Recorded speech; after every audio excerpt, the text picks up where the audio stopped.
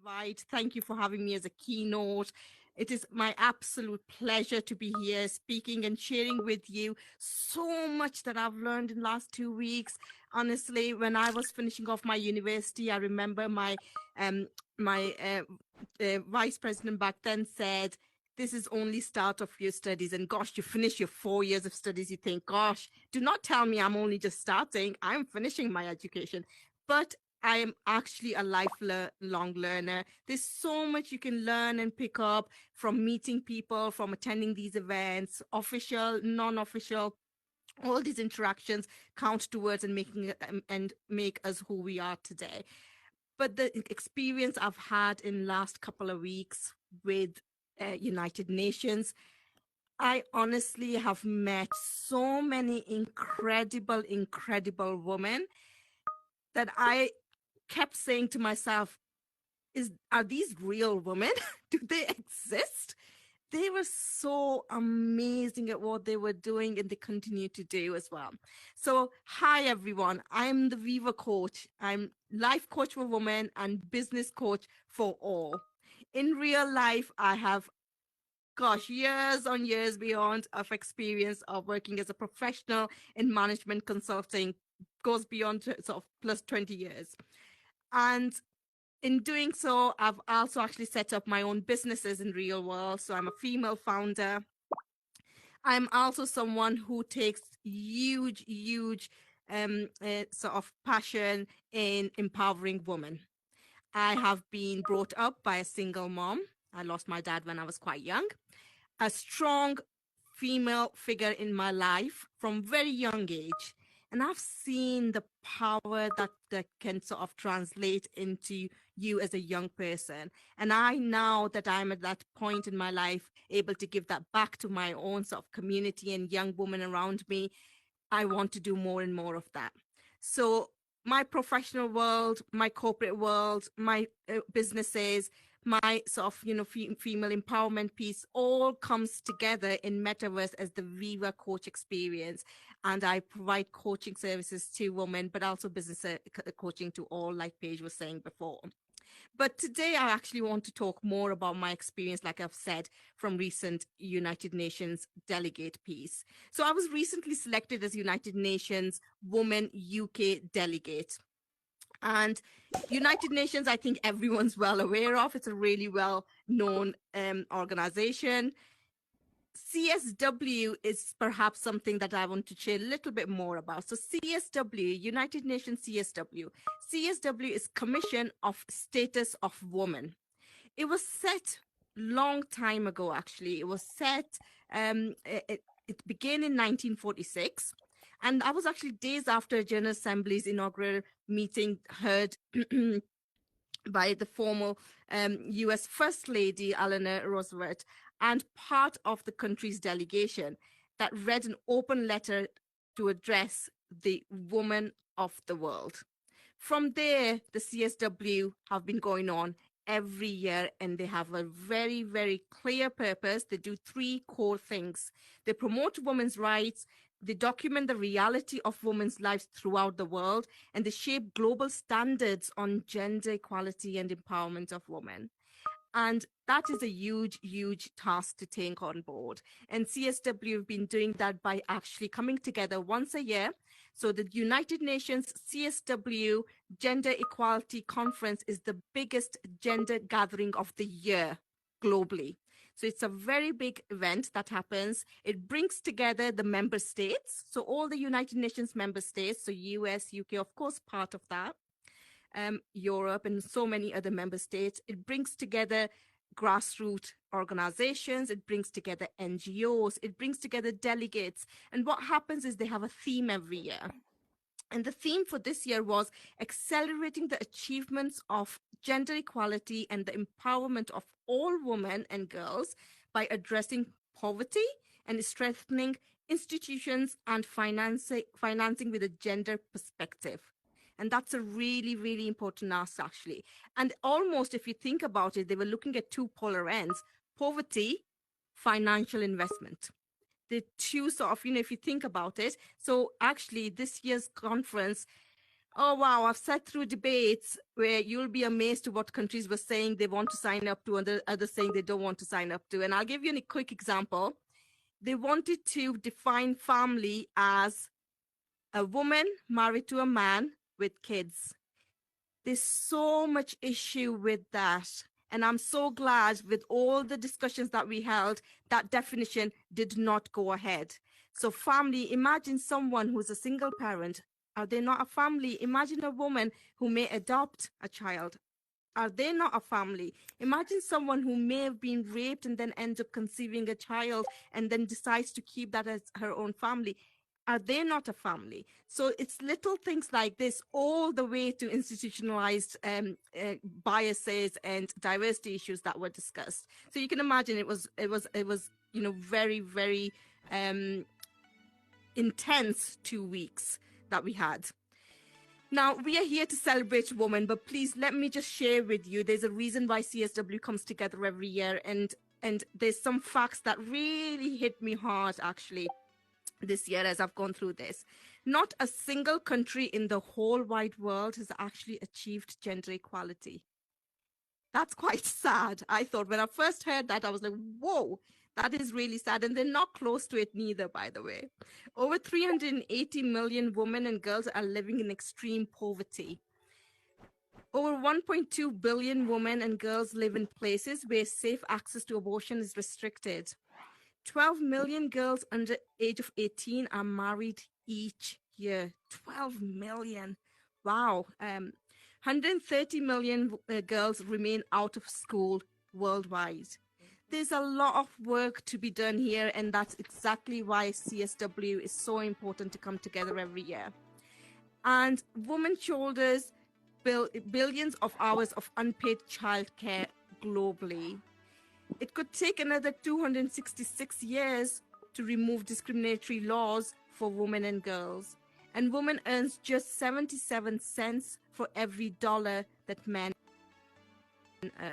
So we discussed a lot of this, and they do this through three different set of events. So they do official events, which are with the member states. They do side events, which are other events held by UN. And then there are parallel events, which are NGOs and charities and others of supporting organizations, if you like, that whole event. And I attended events at night, during the day, all across the sort of global time zones, if you like. I attended a 15th plenary session on this policy. So they go through this policy, and in the 2 weeks they discuss all of this, and at the end of it, member states sign it off. And one of the UNESCO report flagged concerns about AI. Now we are in Metaverse. Technology is right at the heart of what we play with every day. And what they said was actually the way that AI has been trained and working through right now, it shows inequality and sexism. The discussions really emphasize the sensitivity of collecting data on women's right, and respecting their privacy. There's so much work to be done. And I love AI, by the way. I think it's really cut down about 30 to 40% of my admin time.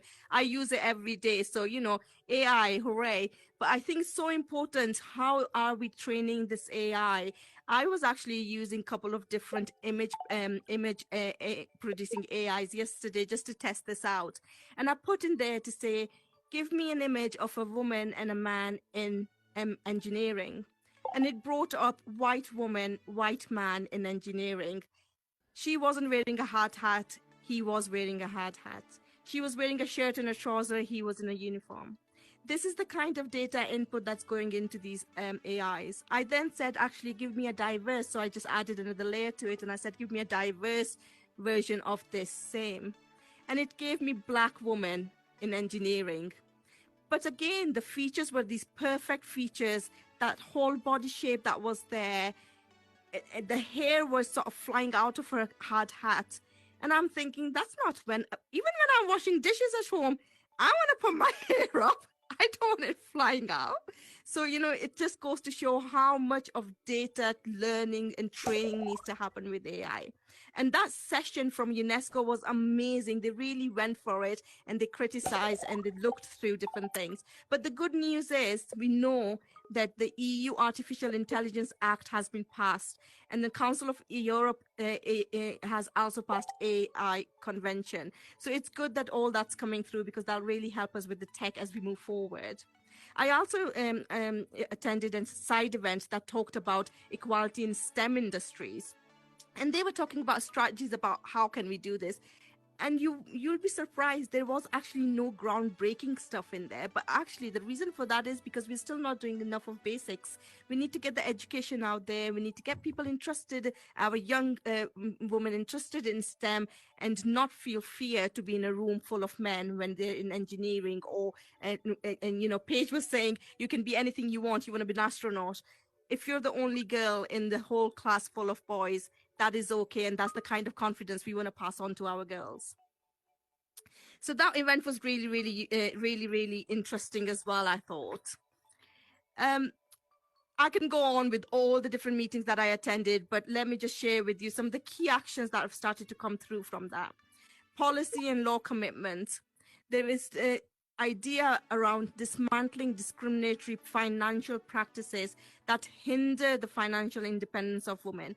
I was surprised to hear that so many women around the globe still need to have a man signing off on their behalf if they're going to a bank and taking out a loan.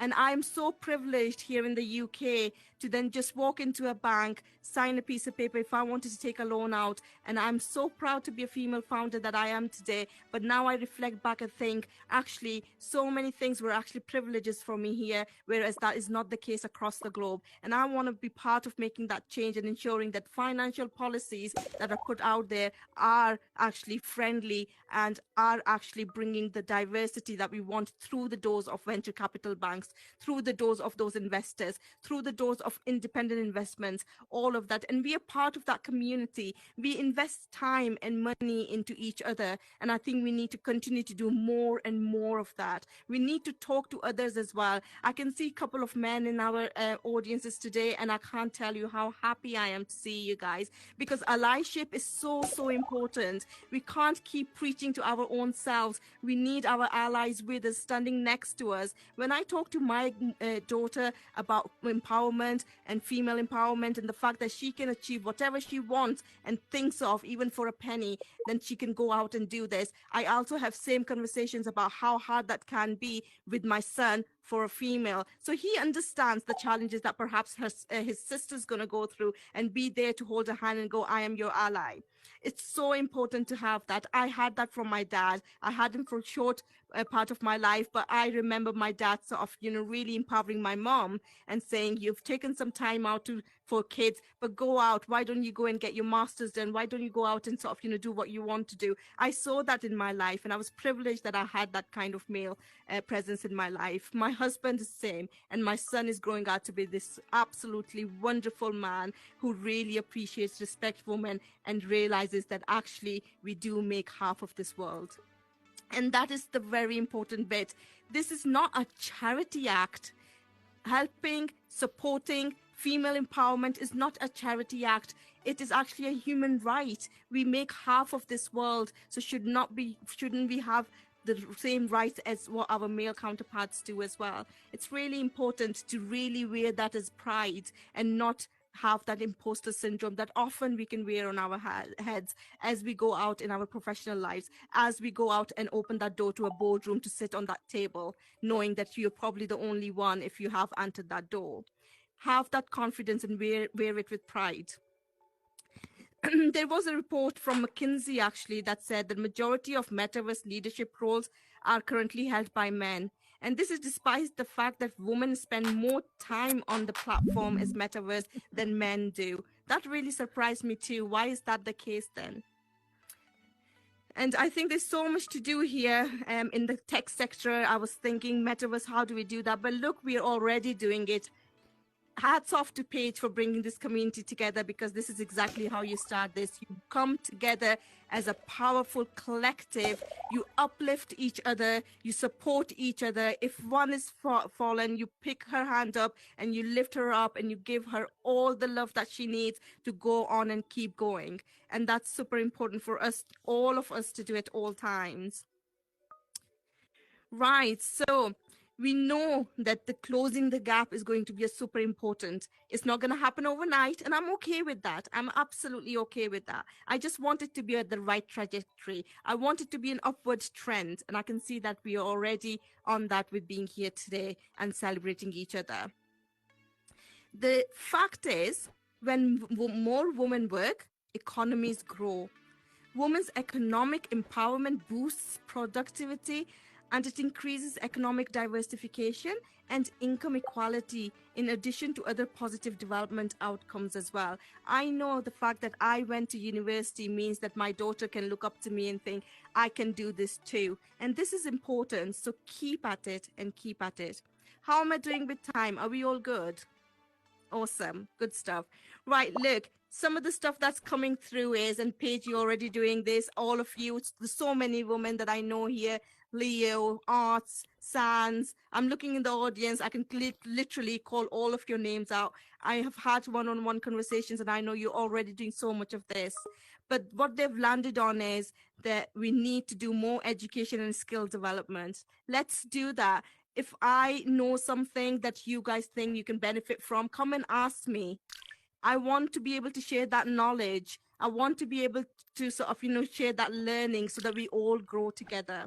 Financing. Let's think about what financing really means in Metaverse. If you have a talent, you have a service, charge fair fee for it. That's your right. You've got a talent, you've got a service. Go out there and sell that out to your customers.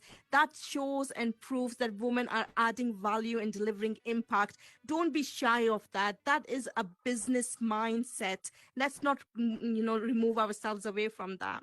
Let's create a community that keeps growing, that keeps developing, that is so strong that no one can really come in and break that community. And let's look after our health and well-being, because in doing all of this, women always have that so much on their shoulders. If I asked all of you right now, as you're sitting on your couch or a chair or wherever you are wearing your VR headset, just give 1 second of attention to your shoulders. Are you feeling tension? Is there some stress there? Most of the time, women's carrying that all the time with them throughout the day as they're multitasking and doing millions of different things. So give yourself a bit of a self-reflection, look after yourself and your well-being. In closing, I want to leave with you with a sense of optimism and empowerment. While it's true that that the conclusions that have come out of UNCSW shed light on persistent challenges, it's important to remember the progress we've made as well. We know that globally more girls are attending schools. As much as I know it's not enough, but the trajectory again is positive. And we know that women now make up a significant portion of workforce, contributing to economies around the world in unprecedented ways. As we navigate the complexities of this world, let us remember the power of unity and collaboration. Together, we can build upon these achievements and overcome remaining obstacles to gender equality as well. Take with you the stories that will be shared today, the insights gained, the connections made. Let them fuel your passion, ignite your determination, and inspire your actions as well. Let's continue to amplify women's voices. Now, this is something that I've heard so many times in past. Let's give women a voice. We have a voice. If you hold on and just kind of give a chance for that to be heard, you will realize each and every one of us have a voice, and we are ready to use that and speak for ourselves. So let's do that. Let's give space for women to use her voice. Let's advocate for our rights. Let's champion our achievements, and let's do so with unwavering optimism, knowing that every step forward brings us closer to a brighter and more equal future. And yes, the gap might look big, and yes, it might right now looks like it'll take 266 years, But I want to get up in the morning and tell my daughter, I did something today that got us slightly closer to closing that gap. And if we can say that, all of us together, then imagine that will turn into years closer, getting to closing that gap as well. So thank you so much for your attention, your engagement, all the lovely confettis you've been throwing out, the hearts, everything, and your commitment to this important cause as well. The journey towards gender equality is ongoing, but with each of us playing our part, I'm confident that we will get there. Thank you so much, and I hope I've given you some thoughts, some takeaways, some facts to take away, reflect, and kind of share across with even wider group outside in the real world as well. Thank you so much, you all awesome women. Thank you, Paige. Thank you. Thank you so much. Thank you so much, VivaCoach. You and your experience are making a better world. Well